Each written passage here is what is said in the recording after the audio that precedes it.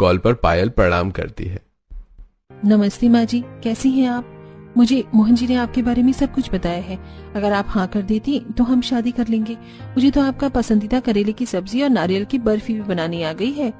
सच में तो बड़ी प्यारी लग रही है। और ये टीका क्यों लगाया है तूने? वो माँ जी, आज सोमवार है ना, मेरा आखिरी व्रत था 16 सोमवार का, तो बस मंदिर गई थी, वहीं टीका लगाया। चुप चुप चुयो मेरी बहू, जीती रहे।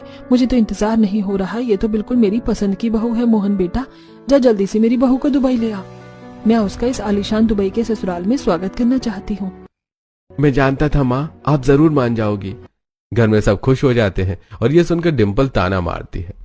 वाह मामी जी, मैंने आपको देसी नौकरानी को लाने के लिए कहा था, आपने तो देसी नौकरानी के रूप में अपनी बहू को ही चुन लिया। नाइस।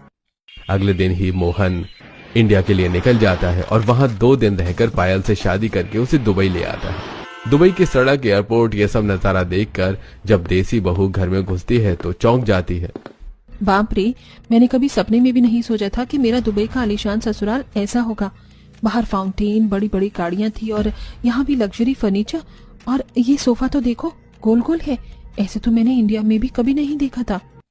तब जेठानी उसके सामने चुटकी बजाती है। ओ हीरोइन, किन ख्यालों में खो गई हो तुम? मम्मी जी ने तुम्हारे सामने चावल का कलश रखा है, दाएं पैर से गिराकर इस दुबई के विला में आ जाओ।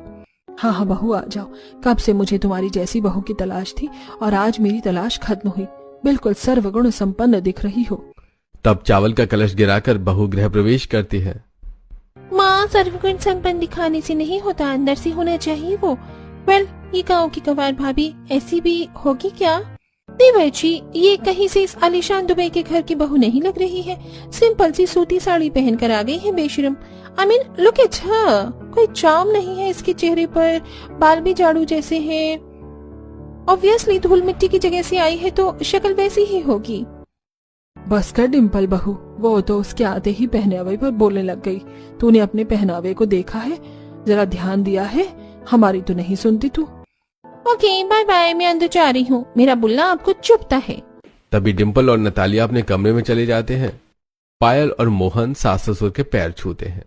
जुग जुग जियो बच्चों, हमेशा खुश रहो। बहू उन दोनों की बात का बुरा मत मानना, वो यहाँ आकर ऐसे ही बोलने लग गई हैं। मुझे तो ये बात मोहन जी ने बताया है। पापा जी, फिर भी किसी को अपने संस्कार नहीं भूलने चाहिए।